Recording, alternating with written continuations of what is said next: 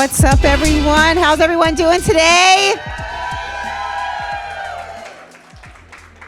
You guys look amazing. Thank you for enjoying all the activations today. I just want to say, y'all excited for Super Bowl 60? Yeah. Do we have some 12s in the house? Do we have Patriot Nation in the house? Wait a minute. We don't have any Patriot Nation in the house? Oh, is she getting a drink? Okay. See, y'all should have been over here, so y'all could have said yes. My name's Latoya Burleson. I am the founder of Inside Lines Podcast, as well as Ladies Playbook, and I'm so excited for all of you to be here today. We have a phenomenal panel of women that are here to share with you, to just share everything that they're doing in their lives and maybe give you a glimpse of like something that you particularly want to do and you need someone to give you just a little bit of help along the way. We all need gems, right, dropped on us. So this is why we're here. I want to start with someone that I'm co-hosting with who is huge. Y'all might know her. She was on Wags Miami.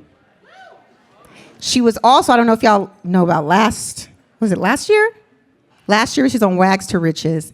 But not only that, if y'all know her, she's an ambassador. She's a philanthropic woman that founded her own, what's it called, the Wheeler Foundation? Wheeler Foundation. And what she's doing is she's giving back to the Wags here. She is one of my ambassadors for Ladies Playbook. And I'm so excited to welcome the one and only Ashley Wheeler. Come on up. And she's always in fashion, okay? So our first panel that I'm so excited to have these women on, I wanted to make sure these are women that were entrepreneurs, sports, and most importantly, they built their own brands. So I think it's important for women to understand how that works. So what we're gonna do is welcome to the stage Carmion Hamilton. Come on up. Melissa Butler from the Lip Bar. Look at this, look at this. Melissa in the red, y'all. Come on, red dress. And the beautiful Joy Taylor. Come on up.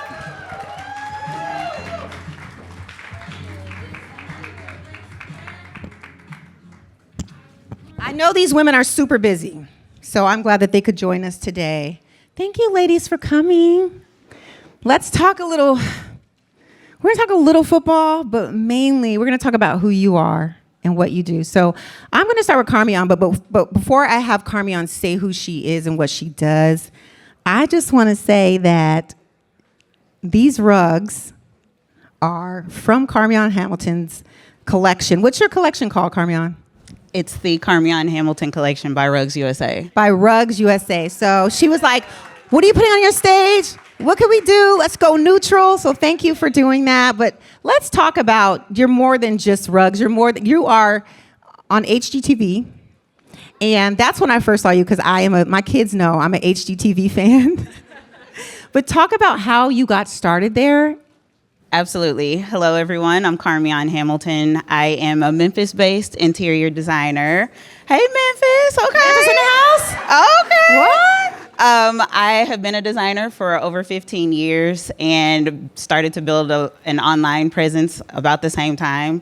I was asked to be on Design Star Next Gen, HGTV's resurgence of Design Star about 5 years ago, and I won that competition, so I am the winner of Design Star. Yes. I won my own show. It's called Reno My Rental, which is also on HGTV, streaming everywhere you can watch HGTV. And since then, I've continued to grow my own business, Newbie Interiors. I've developed my own production company, Hamilton Media, and my own activations company as well called Friends and Them. But I have recently, Friends and Them, yes, honey, I'm Southern, Friends and Them. I have a new rug collection with Rugs USA. You can shop it now. There are more designs coming out in a couple months. And I have a wallpaper collection coming out in about a month or so, too. What? So, yes, that's new. That little is tidbit new. of info, little breaking news. But yes, I am an interior designer and have built my own companies over the last 15 years. It's amazing. Love that. Love that. Well, speaking of brands, Joy, you have been a trailblazer in sports media for over a decade. You've successfully navigated your transition from major networks to building your own digital platform. And that's Too Personal podcast, right?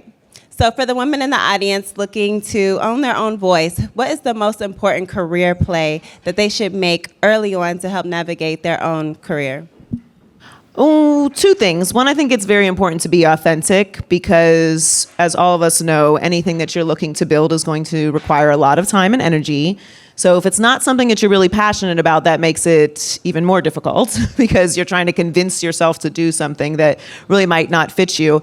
And the other piece of advice that I would give is to not be afraid to tap into your network and your relationships. I think sometimes we get a little afraid to ask for help.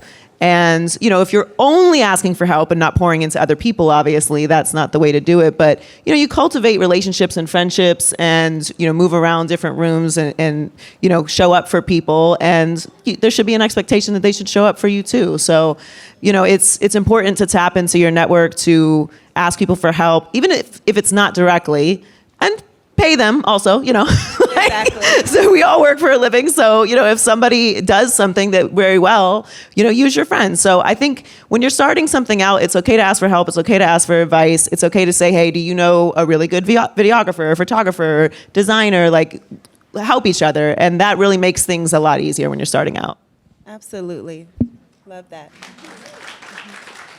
And we have Melissa Butler in the middle. Thank you for coming.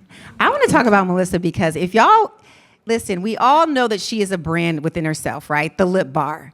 But if you watch her Instagram, I have it on right now, by the way, just What to let was you that? know. I have it on right now. Yeah. Yes! I keep a lip gloss. If y'all watch her Instagram, she's so real. And that's what I love about her. She's relatable. Melissa, talk about how you got started and where you are today. And we know it's not easy. We know it's not all roses, but just talk about, in the beginning having this idea and then what you've become today. First of all, thank you for having me. This is my first Super Bowl, so I'm so Got that excited to be cherry.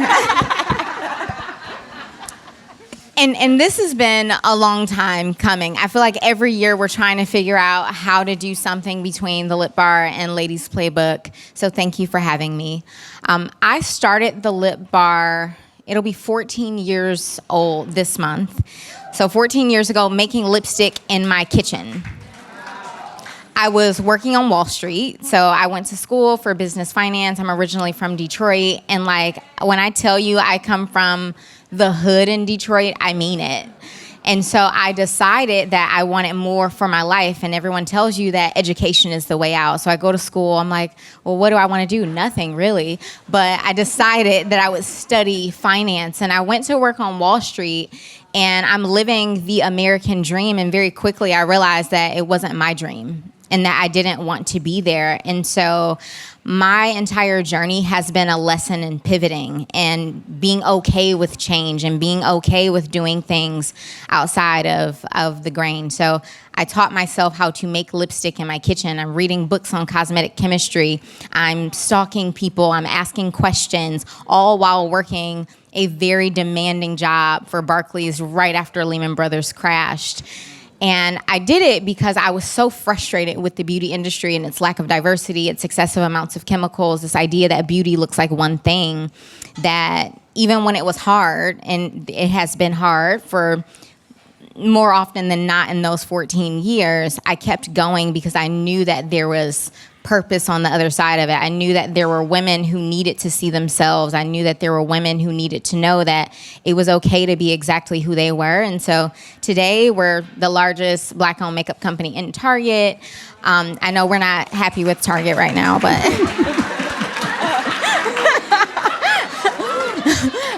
we have grown incredibly year over year, and it's been on everyone from Michelle Obama to Victoria Monet and Coco Jones. So it's been a labor of love.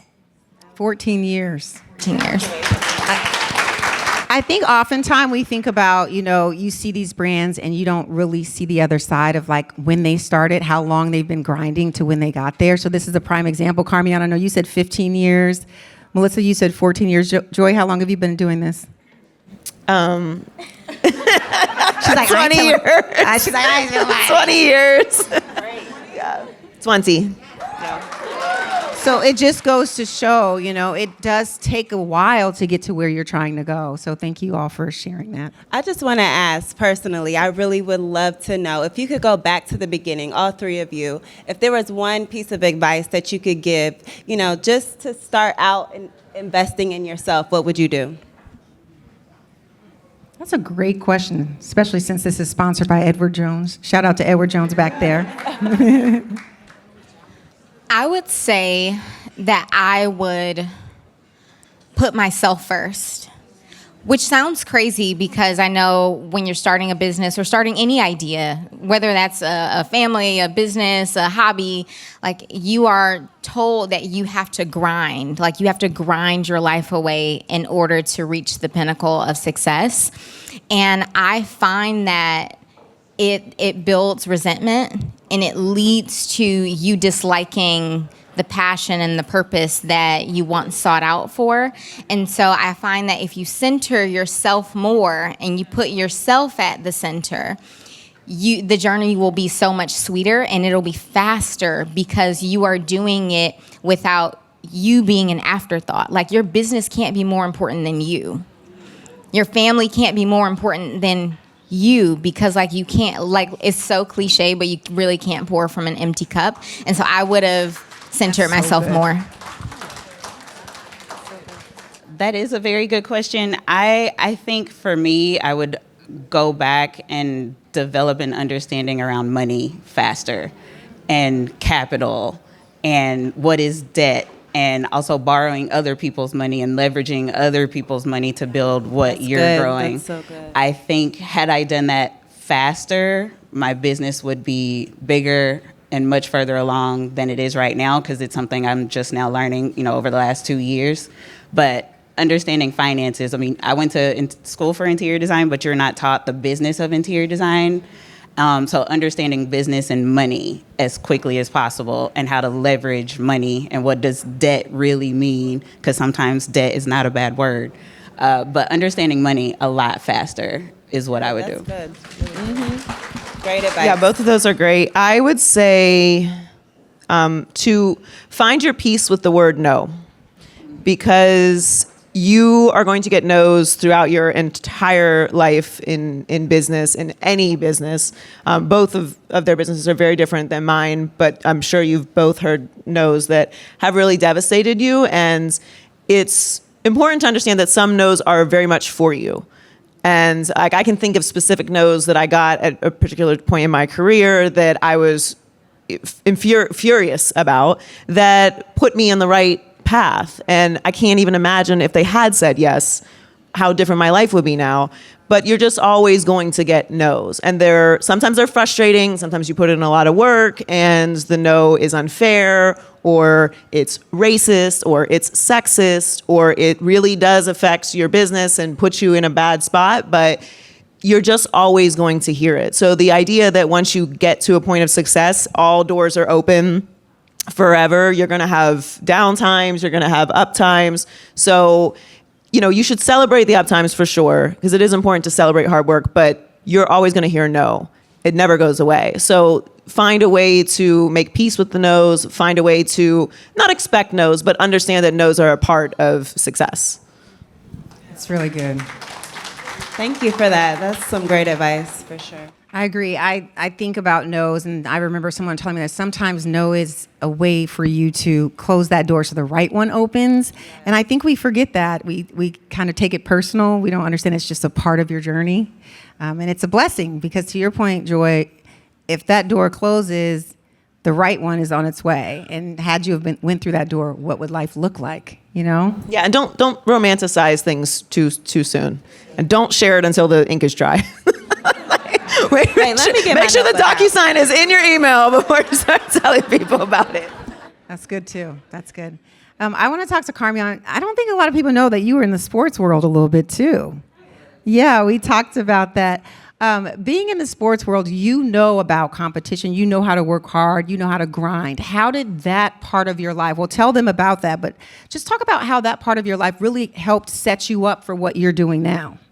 Well, I've been an athlete my whole life. I was a basketball player. I actually turned down basketball scholarships because I had academic scholarships as well. She was smart, y'all. I was smart, y'all. Come on now. But I chose to be, I chose to go to school on my academic scholarship, but did not let go of basketball. I chose intramurals and won state championships with my intramural team in college. But the work around being an athlete, especially one that's on a team, has taught me everything. Most importantly is that you can't do anything alone. Nothing is accomplished alone. There are no wins that you win by yourself. There's always someone going along with you, supporting you, doing the things you can't do. But the team aspect of entrepreneurship, I mean, it's such an oxymoron.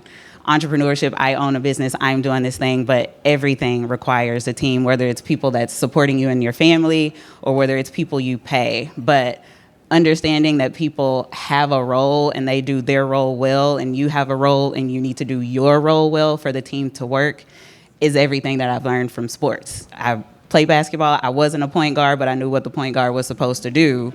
I had to let the point guard do their role so I could do mine. The plays don't work if somebody's not doing their job. So teamwork is the epitome of having a successful business. Can I chime in on that? Yes, of course. One of my biggest life regrets is actually not playing sports. Literally. Because I admire the hustle, but more than anything, the discipline that is taught and that comes from sports. And I always think man, how much better would I be if that discipline was innate? If I didn't have to work so hard to build the motivation to remain disciplined. And so I love that you just said that.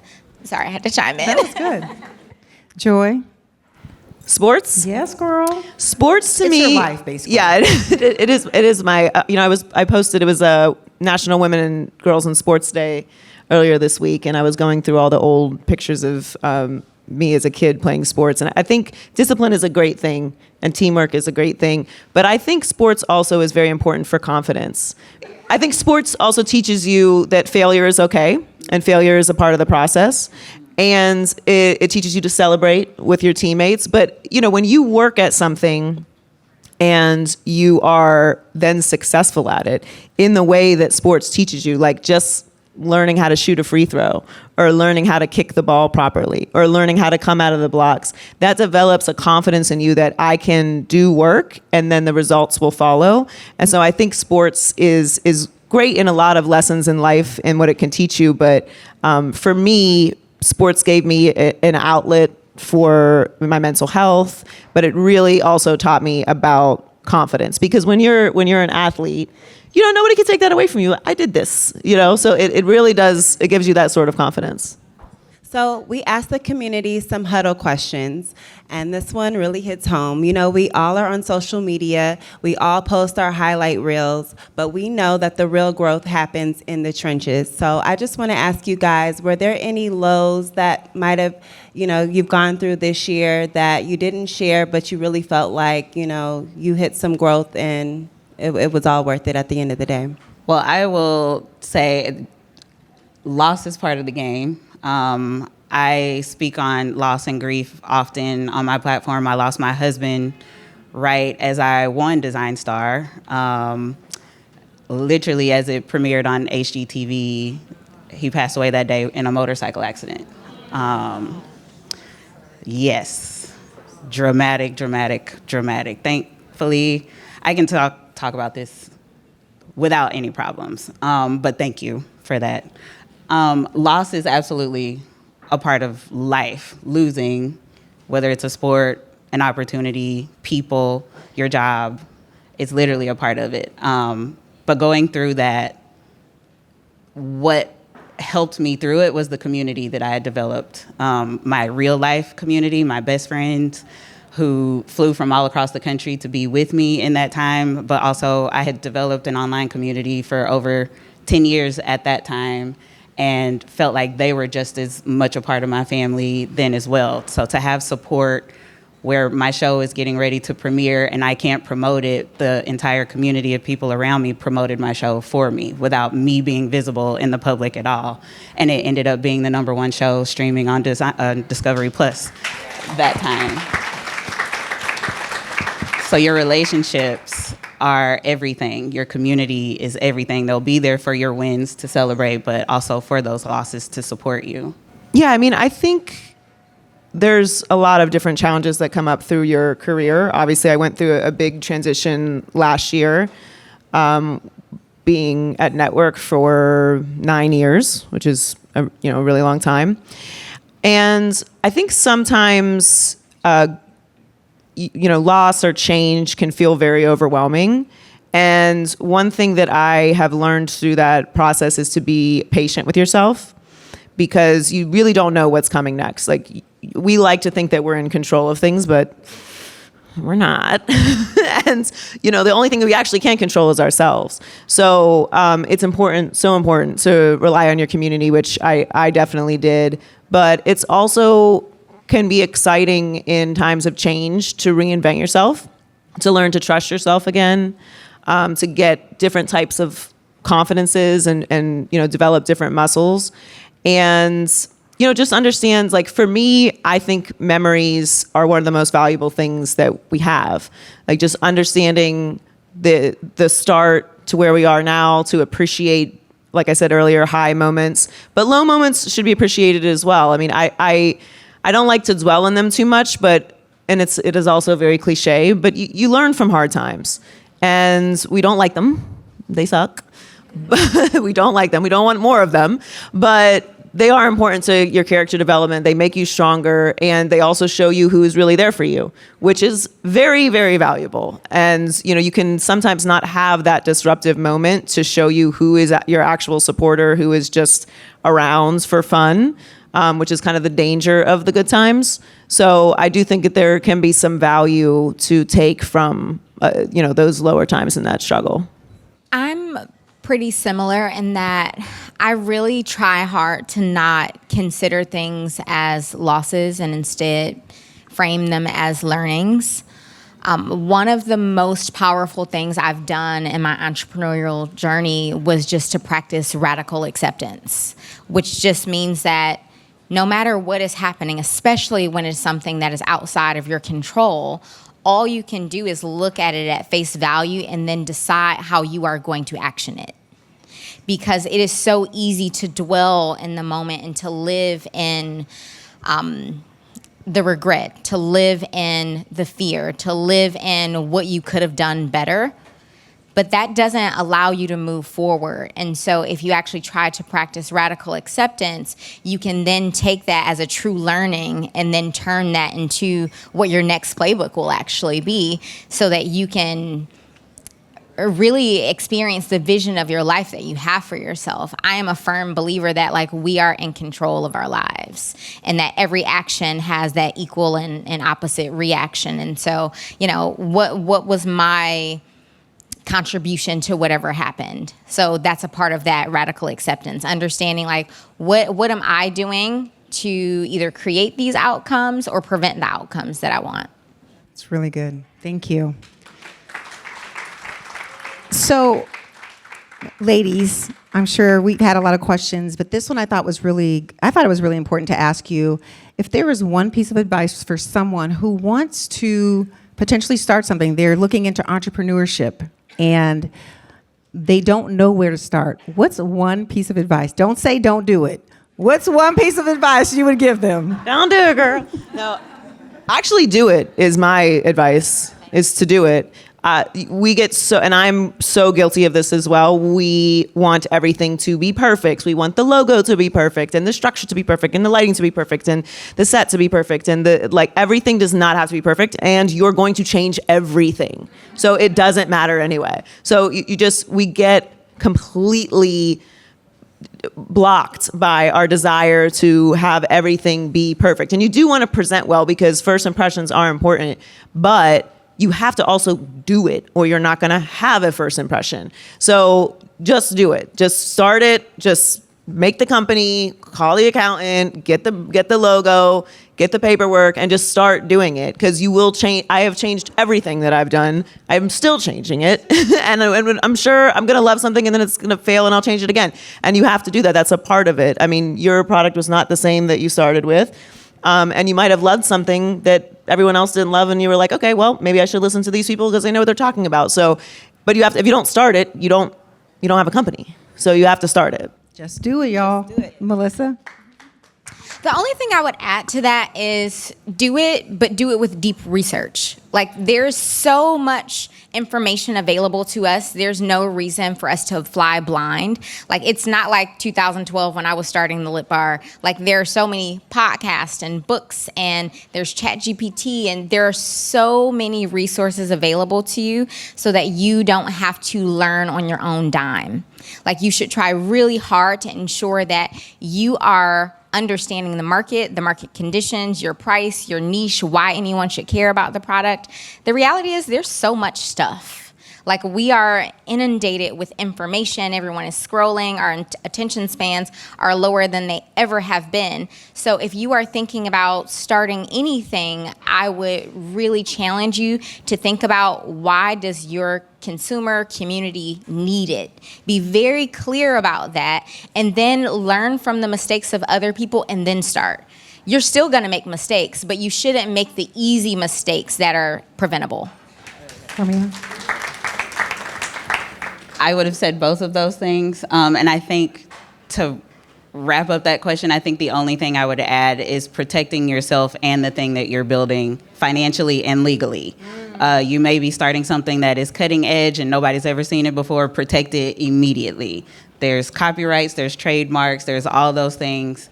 Protect yourself and the thing that you're building straight out of the gate. Also, make sure it is a separate entity from you, so if you do mess up, nobody's coming for your things, okay?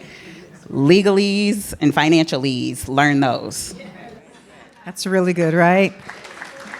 Give it up for these incredible women in the Sports and Entrepreneur segment, sponsored by Edward Jones. Thank you, Joy. Thank you, Melissa. Thank you, Carmion. I'm sure y'all will see them around, so stop them, ask them. They're actually really cool people. Like, that's what I love about the people up here. Ask them a question, talk to them. They're amazing. Thank you all for Thank coming. you for having us. Thank you.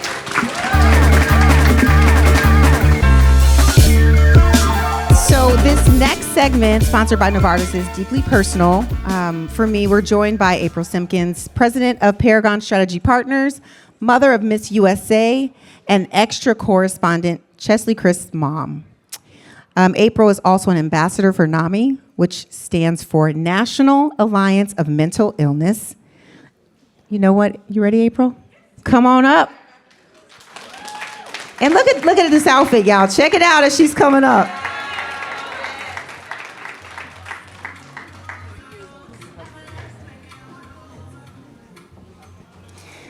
All right. All right, we are also joined by CBS morning host, Nickelodeon Slime Time host, NFL Today host, Hollywood Squares host. Please welcome to the stage none other than Nate Burleson.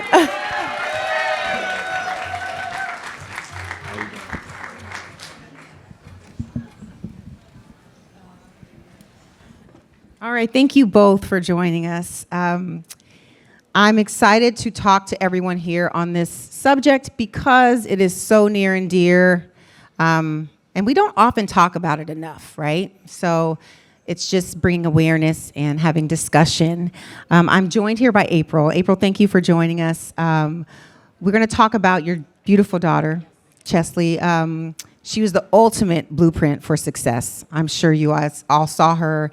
And she was not only a brilliant attorney, but she was also Miss USA. And she was a light on the show called Extra, and Nate worked with her there. When we lost Chesley to suicide, it was a shock that rippled through sports, entertainment, just the entire community, because it seemed as though she was winning at everything. And as her mother, you've been so brave in sharing the truth. We know that's not easy, so thank you for doing that. And what we recognize is winning is not everything, and there's deeper conversations that need to be had. So as we sit here and talk to you about this, I would love for you to share how you turned your struggle into success as far as becoming an ambassador for NAMI, and what made you decide to do that? Thank you for asking that question. Losing Chesley was extremely devastating, and it wasn't something that I could undo. And choosing where my pain went, that was something that I could do. And so turning my pain into purpose, and that purpose being a mental health advocate and giving light and breath and room and a face to the importance of taking care of your mental health became my charge. I had not ever heard of NAMI, National Alliance on Mental Illness. I had so many people after Chesley passed reach out to me to say things like, "Me too," or "I'm struggling, I'm just like your daughter." And it was almost overwhelming, and I thought, I wish I could help all of these people, but I don't know where to point them to. And so the irony that I was there on CBS Mornings with Dr. Sue Varma, and I was in the green room with her and sharing this with her. She said, "Have you ever heard of NAMI?" And I said, "No." So it's the type A HR entrepreneur perfectionist in me that pulled up my phone at that moment. Let me look who this is. And I was blown away. I was blown away by the mission, the reach. NAMI has well over 600 affiliates across the country where people can connect with someone right then. And I thought, that's it. This is where my advocacy work will partner and be very impactful. Wow. Now, Nate, you worked side by side with Chesley, and to the outside world, she executed her job flawlessly. So, looking back, does it change the way you view excellence in this industry? And why is it important for men in high-profile, high-pressure roles like yours to speak up about mental health? Yeah, that's a really good question. It was difficult to deal with because this was the first time I had to deal with losing someone so close to me in that fashion. Through 6 degrees of separation, you knew of somebody that knew somebody. It never hit home, like on my doorstep like this. And because I felt for her, I was quiet about it. I'm the guy that if I have a wound, I won't say anything about my wound if I see someone else's wound is bigger. So for a long time, I didn't say anything. I didn't even talk to Toy about it. But then it just spilled out because I had so many questions about what does success look like? And I started to question how I show up for people and how I show up for myself. Because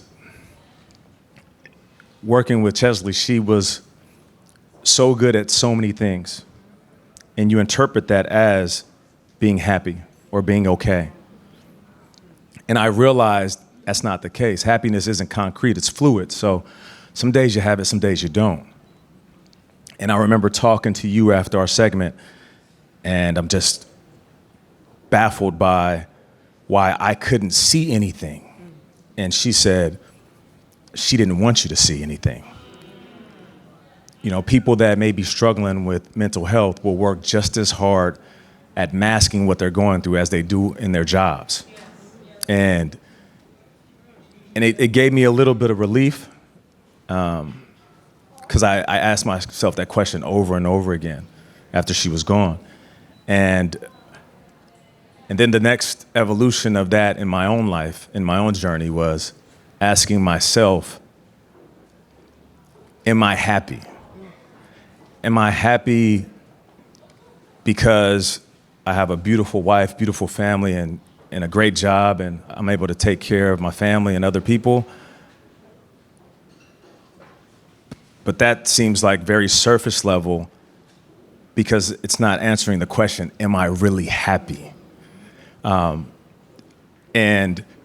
I think it's important to have these conversations, especially when it comes to men, because we are taught to just wake up and go. And the fear that guys have is that once we open up about something around other men, we have this very light way of giving each other crap about it, right? And we don't have too many of these real conversations. And then the fear within your relationship is that, okay, a moment of vulnerability will be accepted briefly, but as soon as someone has an opportunity to throw it right back in your face, they will. So you know what? The best thing is to just hide it. I'm just gonna hold it close to my vest. And I realize that that's not healthy. It spills out in all these other ways. So having this conversation and being able to talk about these things, not just to your spouse, not just with people you work with, not just with your boys, but to talk about it in a way that it can be accepted. And it did change the way, to answer the tail end of that question, it changed the way that I look at other people that I perceive as successful.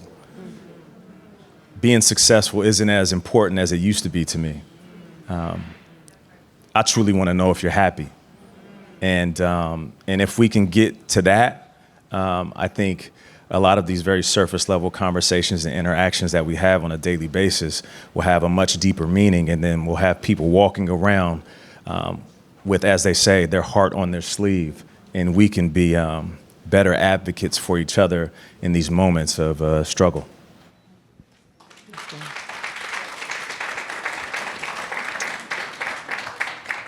April, in your book, by the time you read this, you pick up with the narrative where Chesley left off. You talk about the space between her smile and her mental illness. You know, oftentimes women, all of us, we're taught to be the rock for so many, you know, ourselves, our family, the extension of. And we often, I think about this as a mom, pass that on to our daughters to be the rock. How do we change that narrative when someone seems to be handling it all perfectly? How do we go deeper with them? I love that. That I want to share for just a moment that space between Chesley's smile and her mental illness, and that space is really that inner voice. It's what we're telling ourselves and repeating to ourselves over and over, and it's so powerful. And the first time I read the manuscript that Chesley left was after she had passed. And she left in her final wishes for me to see to it that that manuscript be published. And so it became a labor of love. But when I read that manuscript, page after page, she was sharing all about that space, her inside voice, that voice that told her about imposter syndrome, made her feel like she wasn't enough, that someone else was more deserving, that always questioning. And we do that to ourselves, and many of us, and I know myself included, and there's so much work that I've done on myself for years now, just in working with counselors, because my coping mechanism is busyness. It's what allows me, and it allowed me for many years, to just detach from what I was feeling. I could just bury myself in something. And I've got a wall of awards and prestigious titles, from national boards on down to being named in the 100 Women to Know in America. And if you just looked at all of that, if you just looked at Chesley's trophy case, you would think, wow, she is really winning. But it doesn't tell you, it's so loud, but it doesn't tell you how much of your peace has been interrupted. It doesn't tell you how much you are trampling down because tomorrow's coming and I've got these things that I need to get done. And we all do it. And I was really moved by the NIH, the National Institute of Health, that did this report on the Superwoman schema, and it was really focusing a lot on Black women. And one thing we do is carry that strong Black woman aura, and it is passed down. We pass that down to our daughters. You suck it up, broaden your shoulders. We got to plug forward.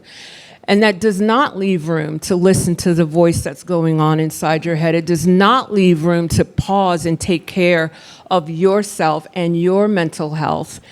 And so I personally have started celebrating women not for the lows that they're carrying, but for the time they took to put something down and take a moment to rest. I applaud them. When my friends say, I had this opportunity, but I turned it down, I applaud them and stand with them in that moment, because that is proof positive that they are taking care of their inner self. I do it with my therapist. I can't wait to go back and tell her the things that I've said no to, because she's going to applaud me for that. I learned that I could not sit still. I needed to be doing something. And people would interpret that as April is such a go-getter. She is just doing something. And what they did not know is April doesn't want to have to deal with something that's really hard.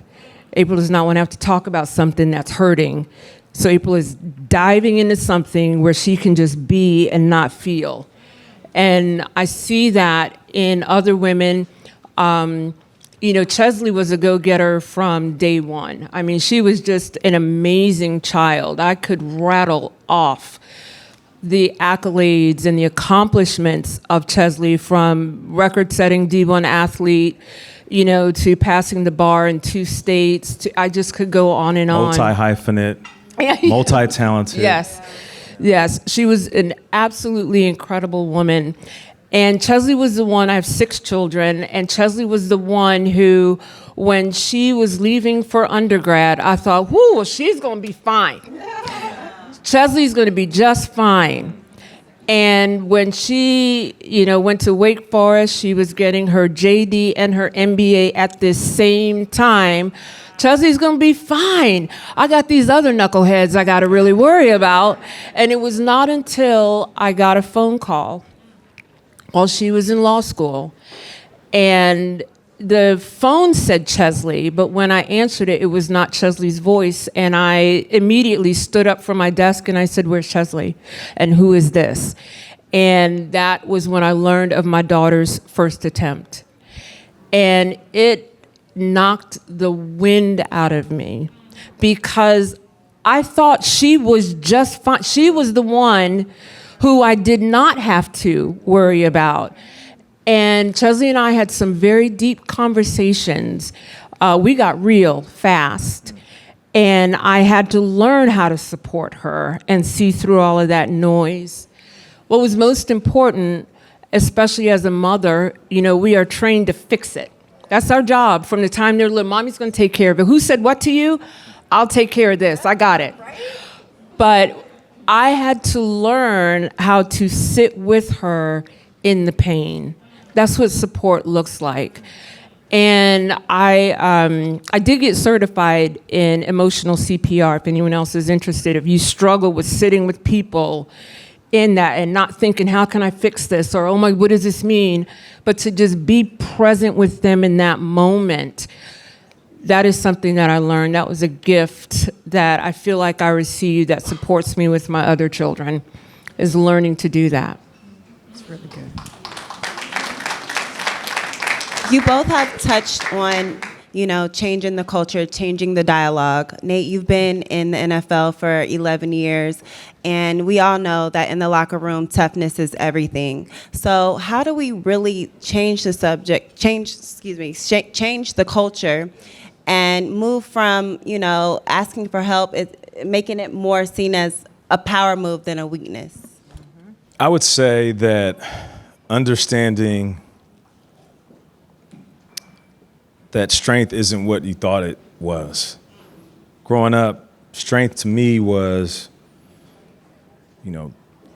seeing my dad lift weights in the garage, pushing around weight in the training session. Strength to me was a man working with his hands, or going to work and putting a roof over the head of his family and clothes on the back and food on the table. That's strength. And that is true. But I think there's a double meaning that we should lean into and recognize that being vulnerable is being strong. And that's really as strong as you can be, really. And in the weight room, in the locker room, in meeting rooms, we oftentimes don't create that safe space for each other because of this umbrella of bravado and ego and this manly energy that we're all supposed to walk into the NFL with and use it to keep us on the field. But I have to credit the NFL. They're doing a better job of creating that safe space for teams and individuals. I think guys in the locker room are doing a better job of that. Typically, I came in 03. It's over 20 years ago. And I would say there was one or two guys on every team, usually a veteran, that will pull you aside and give you some real game and then create that space for you to talk and open up to him. I feel like it's a lot more. I hope it's a lot more. But I think just speaking on men in general, outside of sports, is being able to create that safe space for men to talk about their vulnerabilities, their weaknesses, their fears.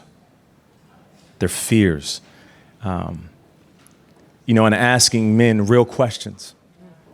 I talk to my brothers all the time. I hang out with my boys and, we'll ask, what's up, how you doing?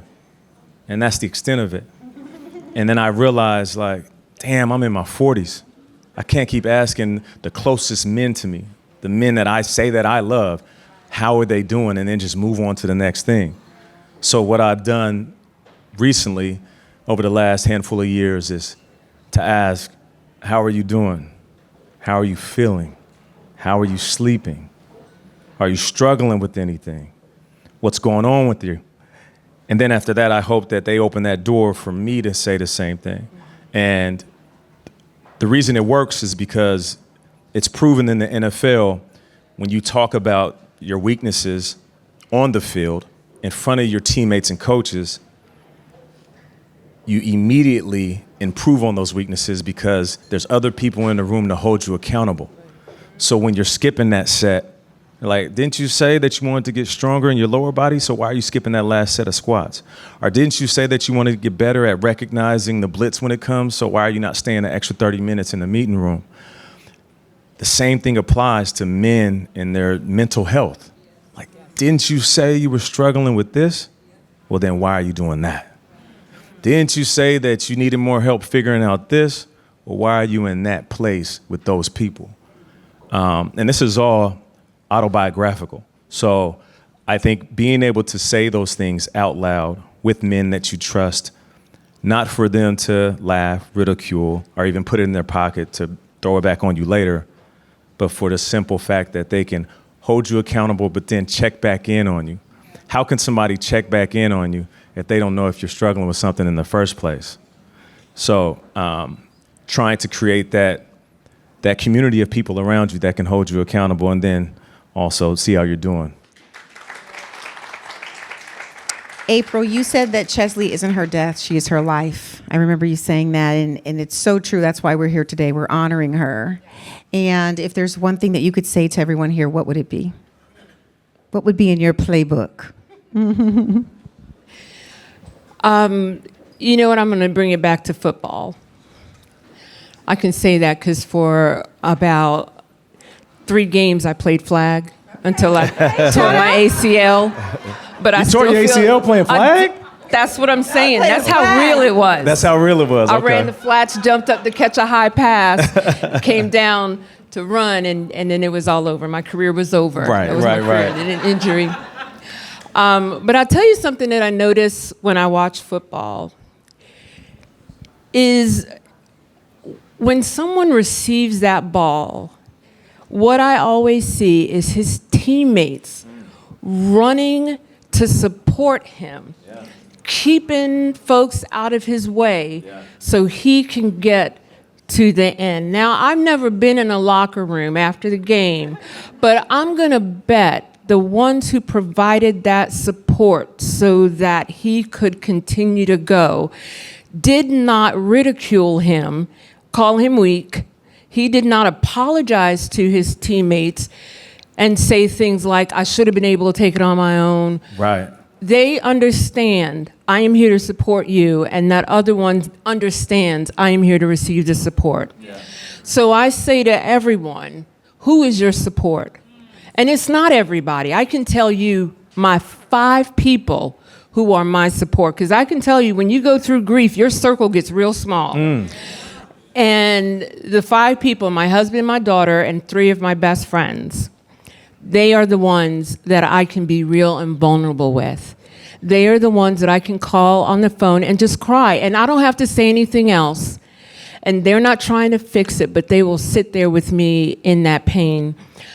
Have your support.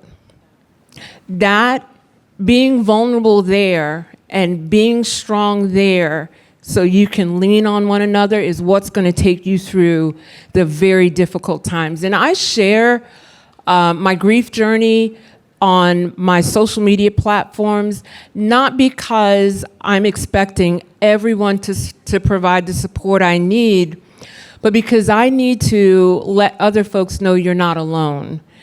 And that, in my opinion, and I know that is our phrase at NAMI, that you are not alone, that is so, so important to know that your team has you. And if you don't have your support circle, I'm going to tell you to go to NAMI.org and scroll to the bottom and put in your zip code and get connected with a support group there. People, and I love the things that you shared about what we say to people when they're struggling, and I like to put it this way, and I hope that you'll take this with you. When it comes to our mental health, when I'm talking to people about how to support one another, I see a difference between my mental health being taxed and my mental health being affected. When you are talking to people and you are listening, listen for that. My mental health was taxed before I got here. I was kind of anxious and really looking forward to seeing you and meeting you as well, but I was kind of anxious. Yeah. And when my mental health is taxed, I need self-care. I loved it. As soon as I got here, Dan Gillison, CEO of NAMI, said, you need to breathe. And he was 100% right. And when my mental health is taxed, I'm turning to self-care. How am I sleeping? How am I eating? Did I take a moment to breathe? But when my mental health is affected, like it was when I lost Chesley, I didn't need anyone to tell me to take a good bath and make sure my nutrition is right, although I needed to. I needed resources. I needed people. I needed a plan. I needed to know where my counselor was. What do I do with grief? I had my children, my husband and I, immediately after Chesley passed, we were in a group family chat with a psychiatrist so we could all talk about where we were, and with a grief counselor so we could all talk about what grief looks like on us. Those resources is what someone needs when their mental health is affected. So when you are listening to your friends and they are telling you how they've been affected, maybe they're now an empty nester, maybe they're going through a bad breakup, a job change, something has pivoted in their life. Please know what resources are available. Pull them out of your toolbox and sit with them. I have done it many times. Told people where Psychology Today, and they'll scroll and find someone, NAMI. And when someone tells me I'm stressed, I got a meeting with my boss and I don't know how it's going to go, I know instantly their mental health is affected. Let's breathe for a moment. Let's talk for a moment. If I share nothing else with people, I share that. That's how we support one another.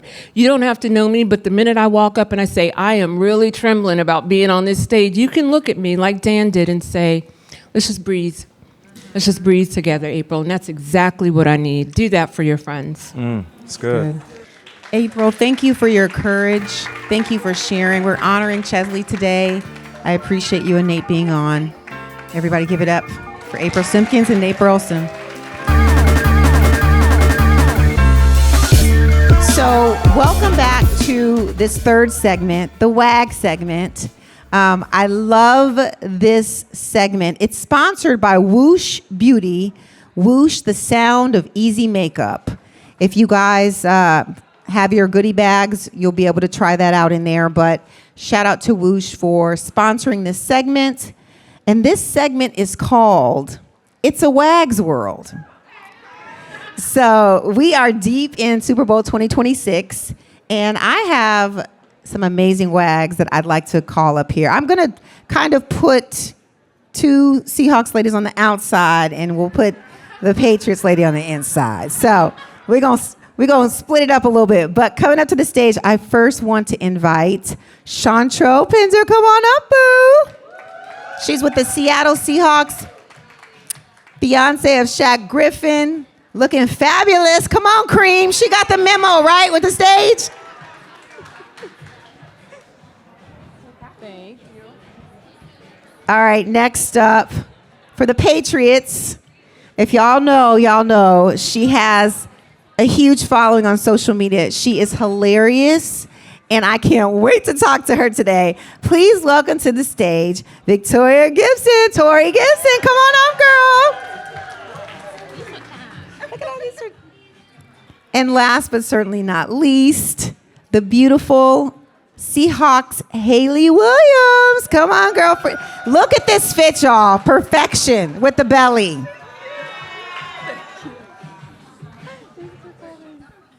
So hopefully we have a few more Patriots fans up in here from when we first started.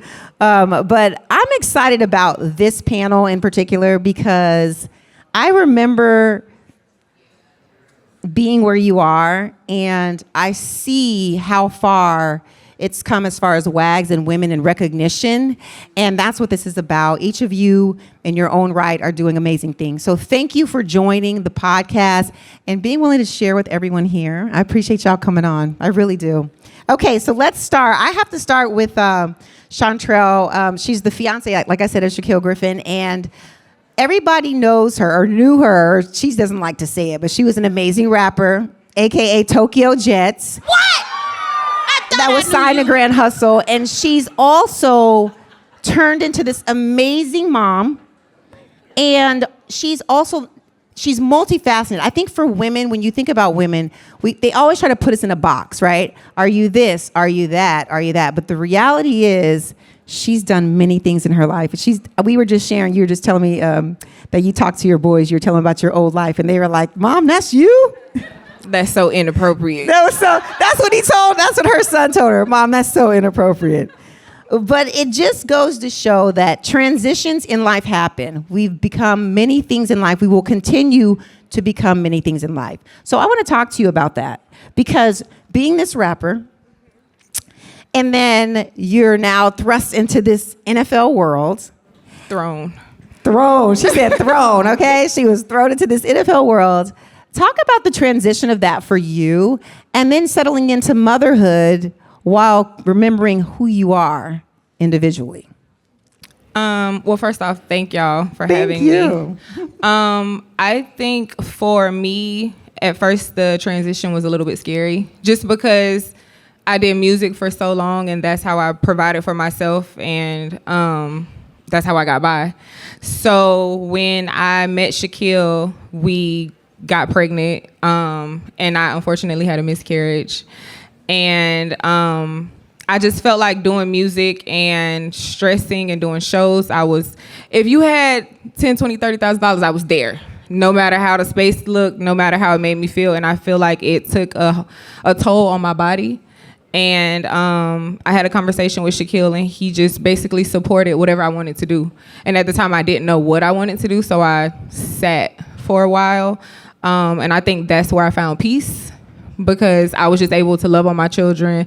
I was able to support him, support Shaquille, and that's where I found my purpose, which was my children. And he supported everything that I wanted to do from that point, which was to build our child care centers. And that's where we are now. So at first it was scary, but he supported me from day one, which made everything a lot easier. So Haley Williams, you are the wife of Leonard Williams, and you are a breathwork and meditation specialist. You're also the daughter of an NFL royalty, Ronnie Lott. And the elephant in the room is you are 36 weeks pregnant? Yes. Yes. And you look so beautiful. Thank you. You're Thank glowing, you. truly. So tell us how you're feeling, and also what does it mean to be a breathwork specialist? I'm feeling good. I'm feeling like I need to take a deep breath right now. I just loved all of the women that came before us and the emphasis on breath and how important it is. And so maybe we could all just take a breath together. I love this. So- hey, if y'all have ever done her breath work, you're gonna enjoy So this. Go good. ahead, Haley. Come on. Okay, so when you're ready, feel if you want. I like to put my hand on my belly, just putting it over your womb. And we'll start by breathing deep in through the mouth, all the way down into the belly. So take a big breath in, all the way into the belly, all the way up through the heart. Hold at the top just for a second. If you can, a little more air in, and let it all go with a big sigh. Shake something out. I just feel a little bit better now. Thank you for doing that with me. I got into this type of work actually through my mom. She had us doing family yoga when we were kids, and I never thought that it could be a career for me, but as I got older and really was trying to find my path, I came back to the practice of meditation, and it supported me in finding this deep connection with myself that I couldn't find anywhere else. Kind of like similar to what your husband was saying of we all chase this success outside, but I was really curious about what it meant to find peace inside. And that was my path, and now I'm here, and I'm excited to be here, and it's even better to be pregnant here because it just makes it so much more memorable and special. Thank you. That's beautiful. Okay, so Tori. So I don't know if y'all know about Tori, but her NFL content is hilarious. What do you always say when you start your It's your favorite NFL wife. Hella's your favorite NFL wife, and she takes you on this journey of whatever it is she has going on. Tell us how you started with that and why you started it and why you felt that it was important to do that, because it's different than what everybody else is doing. You were original when you started this. So tell us where this came about. I love this answer. Oh no, I love this question.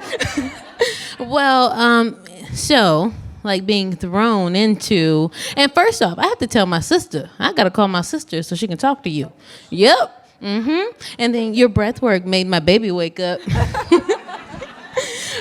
But so when I met Antonio, we actually went to high school together, and we didn't know of each other. Like, I was 2 years older than him. That's why he calls me his cougar. But I was flying in DC, and he got drafted to the Redskins at the time. And meeting him, it felt like someone familiar, like back home. Initially, when he approached me on our first date, he had that chain on, and he looked real fly. And I was like, oh, I'm not fly. I'm a thrifty girl. I've been a thrifty girl my whole life. And so when we started dating, people were like, girl, you gotta wake up every day and make sure you look good to keep that man. And I was like, that sounds like too much. I was like, shouldn't he love me unconditionally? And they said, no, you gotta do this, you gotta do that. And then spending more time with my lovely husband, I was just like, yes, he loves me for who I am. And that's what I've been looking for my whole life, to be accepted. And there was even one point where he wanted to start a family YouTube channel. And he's just not good behind the camera. That's why if you see my videos, people are typically like, he doesn't look very happy. And I'm like, no, he supports the content. He does. He's just not good. One day I'll drop that stuff. But I've been making videos ever since I was younger. I started with my sister. And honestly, when he said family YouTube channel, I was like, okay, let's do it. And then when he backed out of it, I was like, I think I want to continue to do this on my own. Share my joy with the world. Okay, guys, so people see the WAG label and they just automatically think glitz and glamour, luxury handbags, traveling, all of those things, right? But looking at this table, we are definitely so much more than that. You guys are pro athletes, music icons, wellness leaders, everything. So how do you ladies feel about the older stereotypes of WAGs, and do you feel like the narrative is finally starting to change? I feel like it's changing. I feel like years ago there was a different connotation to it, and I feel like a lot of women that are up here today are helping change that and showing that there's so much more to us, showing their lives as mothers, as entrepreneurs, and how much that we really have going on outside of just what our husbands do. And I'm really happy that I'm in this generation where things are changing and we get to feel so inspired by each other and yeah. I definitely agree. I think we play a part in it because we're able to show the day-to-day of everything that happens. But the part that I think the public can't see is that most of the times these men just play their sport. We handle everything outside of football. I don't carry that football, but if we need to move, if a bill needs to be paid, he cannot tell you anything about how our house runs. He may provide the money, but I pay the bills. That's funny because my husband doesn't even know where the glasses are at in the kitchen. Every time he's like, "Where are the glasses?" But I would definitely say no. It's real, guys. It's real, and they're behind a glass cabinet. But yes, so I agree. Like, I feel like the generation that we are in, and it's probably due to social media and us being able to put our lives out there, because generally wags are considered to live very glamorous, bougie lives. And when you look at me, it's like, wow. I get often that's my hood niece because... Yes. Well, I know. I was like, no, I didn't grow up in the hood, but my cousins did. And yeah, so I think that we are doing a great job of doing that. And I just love meeting everyone, especially you guys too, because it's just deeper. It's like we can relate. Like, you can see me and be like, I see myself in you. And then a little time spent with you, I'm like, I want to be like you. I love it. You know, she's so cute. And that's what I love about, social media as well, and in this generation is women are really truly connecting. They want to connect with one another. There's not the competition. They really want to get to know each other, cheer each other on in whatever they have going on. And that's especially why I'm grateful that y'all came up here to, really just not change the narrative, because it's already changing, but explain to everyone out there that this is really what it's about, is these women here. So thank you all for coming on. I have a question for you that kind of talks about what you were talking about. Like, when the guys go on the field, right? They get signed, they're on the field, you're left to do everything. You're picking up every single thing. You got to move everything. And a lot of people don't recognize, and I know a lot of women in here do, but people assume that when the players sign to a new team, that the NFL picks up their lives and takes it to wherever they are. But that is not the case. When a player signs, they go right to the field, and it's these women that pick up their lives and have to figure out where everything goes. So I want to ask you, how has that transition looked like for you, and what would you like to share with people that they may not know? I'll start first this time. So I have to think of when we moved to Massachusetts. I can't pronounce that word. But when we moved there, first off, finding a home and considering if we're going to purchase or if we're going to rent. And we ended up having to purchase. Massachusetts is very high. And then when you think about the stuff afterwards, it's like, okay, like making this house a home. We don't typically know how long we will be there. You can sign a contract and be like, okay, never mind, we changed our mind. You got to go somewhere else. Or we traded you. That has not been our story. We've been extremely blessed. And I'm looking forward to staying longer, but mainly what I look for when I move, well, when we move, we've only moved once so far, is just community. And I think about my family. And people ask me often, like, do you like Boston? I'm like, I like Foxborough. Yeah, my husband. Yeah, I'm like, oh, well, I do. I get around town. I have ended up in the hood in Boston too, quite a few times. But I took my husband too. So, but that's the thing. So the area that we live in, it's really important for my family. That's what's most important to us, the community. Yeah, that's good. I can share. For us, we got traded 2 years ago from the Giants to the Seahawks.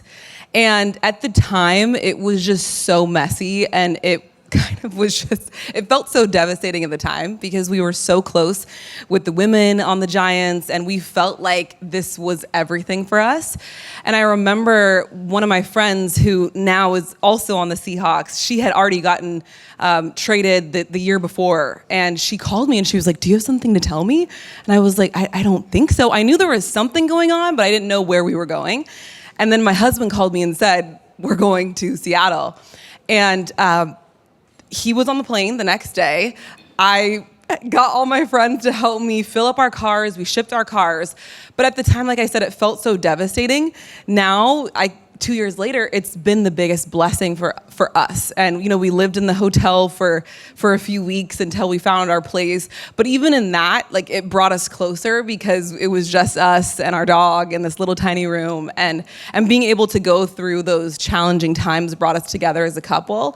And then even with the Seahawks, it's the best. The best. There is the best. Shout out to Connie and the Yes, Seahawks. exactly. I always put Connie first because she's the one that 'Cause runs she it does all. Like we say, everything. women, we run it all. Connie at the Seahawks runs it all. Exactly. And it starts from the top. It's the staff, the coaches, the women, everyone just feels like family. And I feel so blessed now. It was hard in the moment, but it was what we were talking about earlier of learning it's the learnings versus the losses. That's good. I think for us, our journey has been a lot more up and down. Originally, Shaquille was drafted to the Seahawks, and then he signed his second contract to the Jacksonville Jaguars. He ended up having back surgery, and then they did everything for us to do surgery, and then he got cut right after. We had just purchased a house, remodeled the whole house. House just got finished. So he got cut, and we were hurt. And we ended up, both of us really wanted to live in Texas. He got picked up by the Texans after that. So we saw that as a blessing. He did a year there. And we sold our house in Jacksonville, purchased a new home, and we decided to stay there. So from there, we went to the Vikings. They were super supportive. They helped us find our housing. They do not pay for housing, or like, people think they pay for housing and put you up somewhere. No, that does not happen. So luckily, and a lot of times players don't have the funds to be able to move their entire family. So luckily, we've been blessed enough to be able to do that anytime a change happens unexpectedly. Now we're with the Seahawks, and they are amazing. They helped us find a space that we rented. It came furnished. They helped us ship our cars. Everything worked out super, super, super great. But of course, as I'm in Houston with my 3 children, I have to get all of that done by myself. I have to figure out what we're taking. My children are growing. Do I bring clothes? Shaquille likes to put clothes on. He wears a size 12. You taking up 3 suitcases. It's like I luckily have family that help us do that, but Shaquille gets on a flight and leaves, and I might need him to go see a house, and he's like, "Well, I'm in camp, so I can't." So we have to figure those things out on our own, but luckily it's been such a up and down thing that I kind of got to figure it out now. I can move us with my eyes closed. Yeah, I think it's shell shock at first. Like, wait, I have to do all this? I have to, especially when it comes to the kids, because to your point, you have to figure out what to bring in. What season is it going to be? Oh, it's going to be summer, but then it's going to be winter. Like, yeah, it's a lot. And I'm grateful that you guys, you acknowledge the hard in it, but then you also see the blessing in it. It's important to see both for sure. But just so y'all know, they have to do it all. The women have to do it all. You guys already touched on some of the common misconceptions, but what would you say is one of the big misconceptions about being an NFL family? I felt like you kind of touched a little bit on it when you were talking about just the glamorous part of it. I mean, I think that there can be, like, we all look really fabulous right now, but I feel like this is just not the everyday. I think there's a lot of things that we go through with family, with injuries, and even thinking about long term, like how are these injuries going to show up in our husbands years from now? So I think there's just it can be glamorous. We can be glamorous, but there's also a lot of grunt work, a lot of grit that it takes to be a woman next to these men. I agree with what Haley said for sure. I think the biggest misconception that I've gotten is that we're just here for the ride. And people just don't realize how much work we do behind the scenes to make sure that the ride is smooth and to make sure that they're ready to play and to make sure they're not stressed. It's been so many times that stuff has happened that I wanted to call him and tell him, I'm like, well, he has a big game tomorrow, so now I have to wait until Tuesday to have that conversation. But yeah, that's probably the biggest misconception that I get, that we're just here and to put on fly clothes and smile and wave, and it's so much more than that.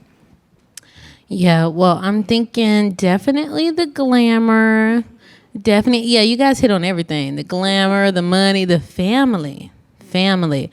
That is, I would say a major misconception amongst family would be that, oh, I can call this person and ask him for it.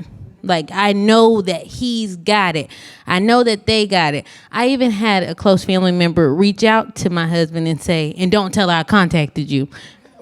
Yeah, it was wild. Wait, they told him not to tell you. you. They did. Yeah, they did. But that's the thing. And I'm like, you know us. You know how we live. You've seen where we live. You know that we have 4 children now. And we have to think about life after football. So we have to make selfish decisions. People might just think that, oh, we're selfish, but that's something that we've had to deal with and get over. Not even really get over, but we're still dealing with, of not carrying the weight of disappointing people. That's good. That's good. Man, that's a whole segment within itself. Yeah, have you been to PAO? Yes, You I know. have. You are, exactly. Thank you for sharing that. I just really hope people really understand and recognize all that you do, because I do, and I'm thankful for, and I know your husbands and fiancés are thankful for y'all too. So we're gonna move. Speaking of Better Halves, we're gonna move. I don't know if we call them Better Halves or we're gonna call this the Better Half game because they're in the Super Bowl tomorrow. Okay, this is a fun game where we're gonna ask you a question and you have to answer. Is it you or your better half? Okay. Who is the first to apologize? Him. I hold grudges. He tries so hard. He'll say something to me and he'll be like, I'm trying not to make you mad. But yeah, I hold grudges. You hold grudges? I do. Tori. I will say at first it was me, but we've done a lot of work. We have grown a lot. So when he apologizes first, I blush a little. I'm like, oh. And he does it a lot more often than me too. I would say it's me. Okay. So I want to know, who is the better cook? Me. Me. I think it's me, but sometimes he thinks it's him. But it's really me. Okay, that's fair. Who is more competitive? Oh, Shaquille. He's in the middle of the street racing a 6-year-old. It's definitely both of us. Is that an answer? Okay. Like my husband doesn't like to play spades with me. Oh. He says I talk a lot of junk. And I do, but I'm about it, you know what I'm saying? About it. I would say it's pretty even between us two. Okay. All right. Okay, well, who's funnier? I want to hear it. He likes to think he's funnier, but I don't think it's funny if you laugh at your own jokes to make people laugh. You just called me out.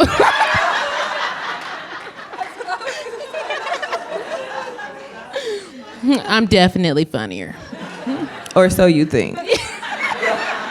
I was going to say I laugh at my own jokes. I think he's funnier. Who is the master planner? Me.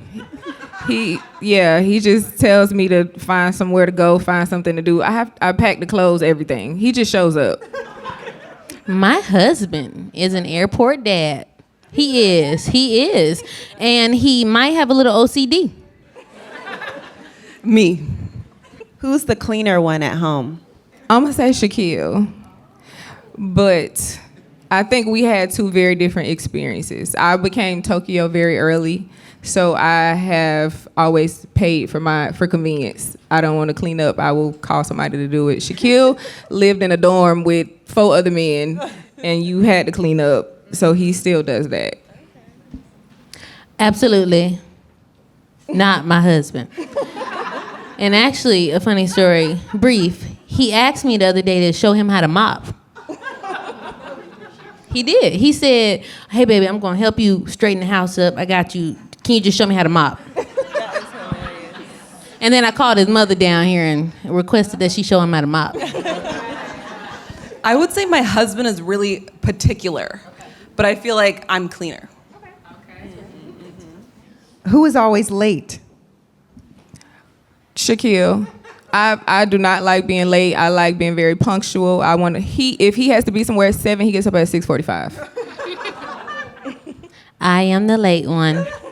And that has been documented on the internet a lot. And it does stress my husband out. I'm a little late, but I figured out lying about when we leave. It helps me and everyone else. Smart. Okay, who's more romantic? I think we both are. I feel like I had to teach him though, but now when it's time to do something, he goes over and beyond. So yeah, I'm gonna say both of us. I would say both of us, true. Yeah, we're both pretty romantic. Yeah, I think so too. And I think I had to show him, but now he's leveling up. All right, so we're going to move to the next game. But before we do, what is something people in the audience may not know about you? I had a podcast with my dad, like maybe 10 years ago now, and it was called Mind Games. And he played football, and we used to interview people on their mental health. So we did like some of his old teammates, but we also did yoga teachers, breathwork teachers, and it was so fun. It was challenging, but it was really fun. We learned a lot. That's pretty cool. I got my AA while I was 7 months pregnant with my last baby. Thank you. And now I'm working on my bachelor's in Houston. Go ahead, Tokyo. Well, you ladies are way more impressive than me. I am from Selma, Alabama. Okay, shout out to Selma. Shout out to Selma, if y'all know. And if you don't know, you better Google it. All right, y'all. We're gonna pivot into the 2-minute drill. If y'all don't know, on the podcast at the end, we always do the 2-minute drill. This is gonna be fun. It's gonna be a little bit of football, a little bit of fun. Y'all ready? Yes. All right. What color flag does a coach throw to challenge a play? Red. Wait, we had red, gray. What did you say? Dang it. Red, gray. It's red. I didn't know we were buzzering. It's red. in. That is correct. It's Are red. we buzzering? We just go. Yo, just say it. You guys have to win this. We're gonna jump out of these seats. Let's go. We got 2 minutes. All right. All right, how many points is a safety worth? 2. Okay, I'll Thank stick you. with that one. What is it called when you kick the ball through Field the goal. upright in the end zone? Punt. Field goal. Field goal. Come on, Chantrell. Okay. True or false? A nickel defense means there are 5 defensive backs. True. I have no clue. Yeah, I had to look. I wasn't sure about that one myself. It's true. Which Seahawks legend is famous for eating Skittles on the sideline? Marshawn Lynch? Don't be helping them. Okay. Oh, I know Marshawn Lynch. I'm just here so I don't get fined. I know. There we go. All right, how many yards do you have to gain for a first down? 10. Okay. 10. Chantrell's not playing, okay? Since we're all about community, what's one piece of advice you'd give to a rookie wag just like you? Haley, you should go first. I would say just find your people, like right away. And it doesn't have to be like your people forever, but just find someone on the team that you can talk to and that you can share with. Just find someone that you have a safe space with. I would say it is not a popularity contest. We should leave that in high school if that was what you were about or if that's what you wanted. Because when you come into this community, you really want to make genuine friends. Genuine friends. Like when you say someone that you can confide in, you got to be selective about them too. You got to be really selective. And just not look to the glitz and the glamour. Or where everyone else is flocking to. March at the beat of your own drum. I'm a mom. Have y'all seen that movie? Vivo? Yes, you know Vivo. Yes. I would say, because I meet a lot of women who are younger than me, and they are so impressed by the things like the bags, the cars, and I feel like if you are planning to be with that person for a long period of time, make sure you plan for the future. It's cute, but cute don't pay the bills.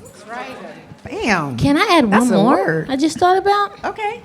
I was thinking that don't forget about yourself. Don't just feel like you need to, because yes, you should, feed into your partner. You should support, but don't put all of your eggs in his basket, and don't forget about your dreams and your goals. And yeah, it's just really important. Like, just make sure, and not to say that have a plan, but you should. I'm sorry, it sounds bad, but you should. Especially if you just can't, I don't want to say you can't rely. You should. But if you guys know what I'm talking about, you know what you're talking about. Like, you need to go figure out how to get your own money. You need to go get your own degree. You need to go, I don't know, but you need to do what you got to do. That's good. Well, thank you guys for joining us for the It's Wag segment. Yes. Sponsored by Whoosh Beauty. Congratulations on making it to the Super Bowl. Good luck tomorrow. Yes. Thanks. Go Thank Hawks. you. Yes. Give it up for Haley Williams, Victoria Gibson, and Chantrell Bender. Go Pats. Cut. Look, I was gonna ask them. Maybe I should ask y'all. Y'all want to say a final score? What y'all think the score is gonna be tomorrow? I feel like we should ask them, right? Yeah. What y'all think the final score is gonna be tomorrow? Let's start with delusion.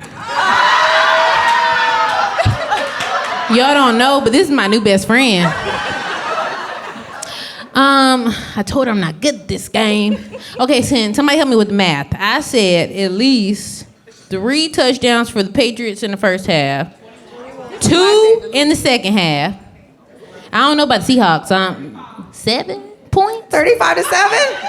35 to 7. Okay. That's a touchdown? Okay.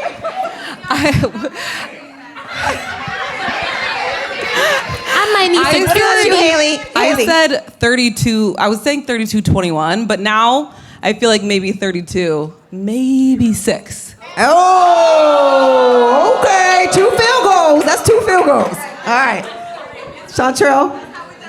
I'm going to hold the Patriots to what they did with the second string quarterback. Hold on, wasn't it snowing? So I'm going to give them a touchdown Okay. without the extra point. Oh. And yeah, we going to be somewhere between 27 and 35. What did they do to you? Ow, Who okay. hurt you? I'm just going with the math. All right, y'all. We'll find out if these predictions ring true after tomorrow. Thank you, ladies, so much. Thank you so much. This last segment is all about awards. And these awards are sponsored by Ladies Playbook, and they are peer-voted awards as far as the WAGs. So I'll be finding out in real time, just like y'all will, who wins. So I'm excited about that. But before we get into that, I want to first say thank you to Higher Dose for sponsoring this 4th segment. If y'all did not go check out the Red Light Therapy over there, please go over there and enjoy it. It's amazing. First, I want to start with 2 community awards that are really important to share here. I recently saw this first community award is an organization that I saw firsthand. I know that they worked with actually Novartis on a mentorship program. They've also done mental health. Actually, Nate was a part of one of the mentorships that they were a part of. And they invited players to come in and speak to the kids and mentor them, which is so important. But what I really want to do is talk about why it's important for businesses to get involved in the community. It's important because when you have a business or a platform that people look up to, you kind of set the example. So giving back and blessing people that may not have the opportunity is really important. So with this first award, I'm giving this community award to, wait, where's Brittany? Oh, there, Danielle. I'm giving this first award to NAMI, and accepting this award is Dan Gillison. Please come on up, we just talked. And understanding that mental health is everything. If you don't have mental health, you don't have anything. Dan, come on up. Thank you for all that you do. I know you didn't expect this, but he's surprised. I'm very surprised. Thank you for all that you do. Thank you for providing a platform for us to stand up here and talk about all of the amazing things that you do at NAMI. We understand that mental health is wealth, so we appreciate you. Thank you. You're so welcome.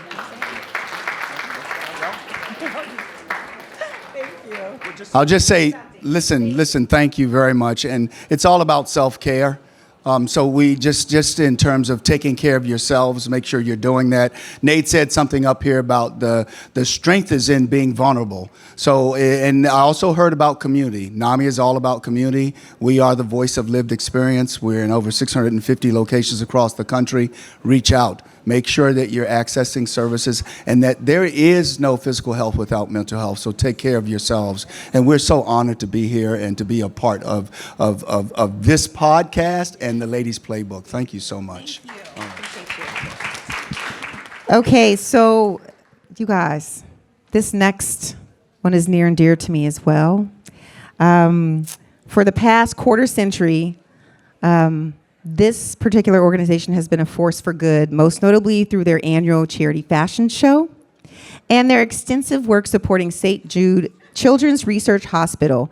From disaster relief efforts to scholarship programs, they have proven that the impact of an NFL family extends far beyond the four quarters of a game. It's been 25 years since they started this. We honor your legacy and your service and your unwavering bond. Please give it up for Off the Field. Come on up, y'all. Tanisha, you want to come up and accept? Come on, girl. Come on, president of Off the Field. Look, I know you're tired from yesterday. This is the last thing you got to do, okay? Come on up here.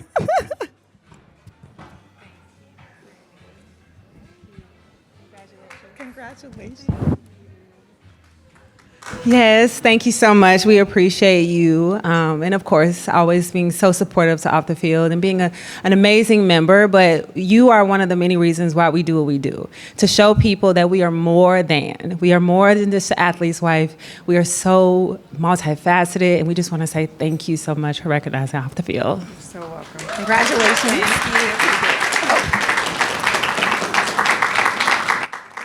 So this part, this is the part that I don't know about. So I'm excited to figure out who won. But this is about the ladies coming together in their community.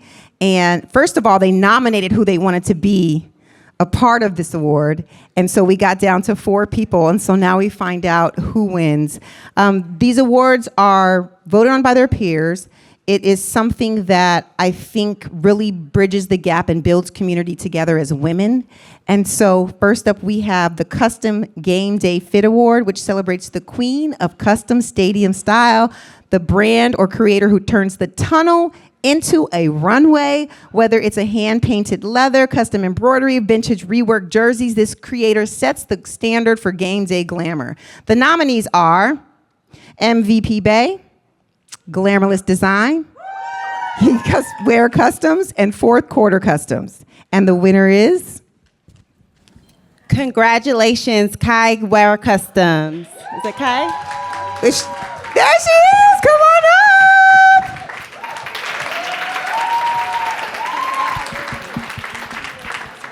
Next up, we have Miss Congeniality. Voted on by her peers, this goes to the ultimate sister within the NFL community. She is the first to welcome a new trade to the city and a constant source of warmth. We all want to feel that warmth when we come to a new place. The nominees are Alex Sanders, Sierra Worley, Chelsea Gallimore, and Ashley Simmons-Pete. And the winner is? Congratulations, Sierra Worley.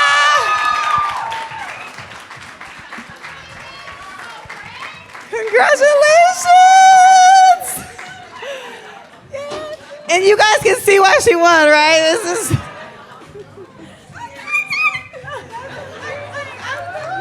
This is so fun to find out in real time. Okay, sorry. Thank you. Congratulations. Okay, our third award is the Blueprint Couple Award. This recognizes a partnership that serves as a model for others, balancing the high pressures of the league with the grounded, supported home. And the nominees are Haley and Leo Williams, Sheree and Calvin Anderson, Crystal and Roy Harris, and Sydney and Jihad Ward. Congratulations, Calvin and Sheree.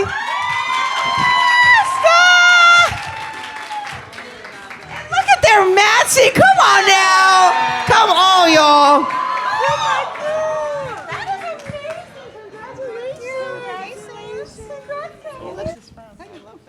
Congratulations. Okay, moving on to the most inspirational award. This honors a woman who has turned her platform into a purpose, leading with heart and resilience. The nominees are Brittany Olawalu, Kalei Mao, Haley Williams, and Kayla Denegy. Congratulations, Kalei Mao. Oh, Kalei, she couldn't make it. And the final award is the most entertaining WAG Award. This is for the woman who keeps us all laughing and engaged with real, unfiltered side of the lifestyle. The nominees are Sierra Worley, Chelsea Gallimore, Alex Sanders, and Victoria Gibson. Congratulations, Victoria Gibson. Look.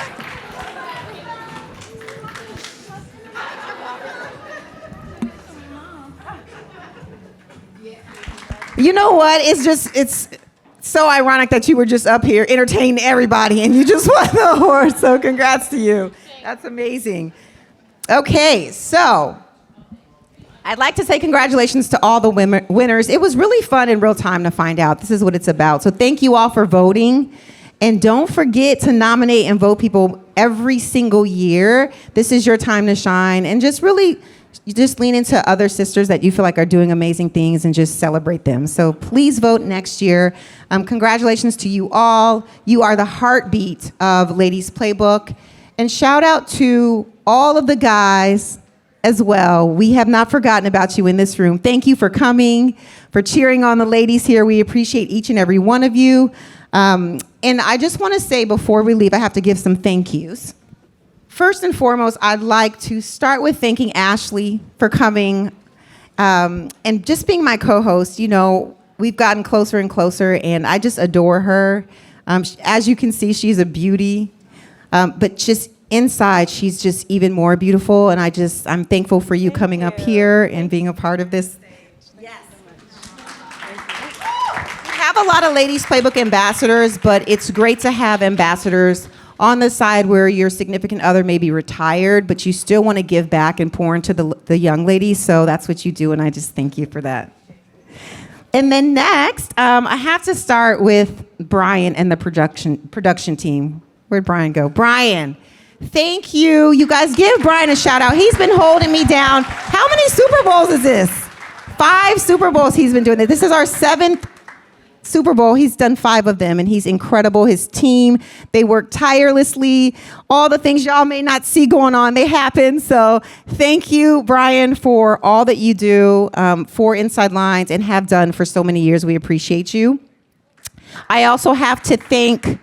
Where's Danielle? Danielle, Brittany, they're probably doing stuff now. Thank you to Danielle and Brittany and Lindsay as well, who is new to our social team, but she's been amazing, and Erica as well. Thank you to A to Z for helping out, putting this all together so everyone could enjoy one another. And thank you to all the Ladies Playbook ambassadors out there. I see each and every one of you. Y'all pull up, y'all show up. And I'm so blessed to do what I do and just be around young women who want to move in the right direction with sisterhood, community, resources, and supporting one another. It does mean so much to me. Thank you to all you ambassadors. And then to my friends and my family, I have a lot of San Francisco family in the back there. Shout out. Thank you all for coming. I love you. Thank you to my 2 boys who flew all the way from the East Coast from college to come support. They're really coming here for the Super Bowl, but this is their first Super Bowl supporting. So, especially Nehemiah, he is a diehard Seahawks fan. So, thank you both for coming. To my husband, Nate, thank you for listening to me and all my crazy, for supporting my dreams. I appreciate you. I know it's not easy because there's a lot of times where I'm on the computer and on many Zooms. I'm exhausted, but you always support me in my dreams and all my crazy, all the things that I think of. And I just appreciate you listening to me on the times that I'm exhausted and I don't have a lot to say, or the days that I have a lot to say. Either way, I appreciate you. I thank you and I love you. And to all of my friends, I know we were talking about sisterhood here. To all of my friends that always pull up and show up for me, thank you from the bottom of my heart. You know, when you talk about, Haley was talking about community and Seahawks and how much she loves them. I have 3 Seahawks ladies that are in the room today, that when Nate played for the Seahawks, they became my circle. And they're still here. We ain't gonna say how old we are, but they're still here many years later supporting me. And I thank you all. I have college teammates here. I have near and dear friends that I've met when Nate was in the league in Minnesota, when I ran track. Here's 2 more. I mean, I just thank you for your loyalty, your love, and your support. And I truly believe that sisterhood is everything. So thank you to all of you who came out. And listen, thank y'all for coming to support. I wanna do a cheers before we leave. So hold on, we're gonna pass out some champagne. So before you cheers, I just want to say, honey, we're proud of you. We're thankful for you.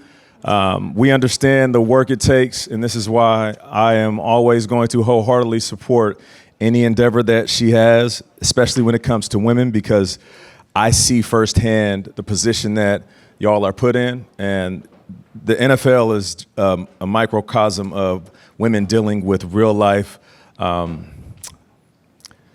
issues, real life problems, and solving them, whether you're by yourself or with your family or for your family. So she doesn't have to ask, but when she does, she knows the answer, which is always yes with me, because I understand what being an ally to the most important gender on this world means. So I'm thankful for everything that you do.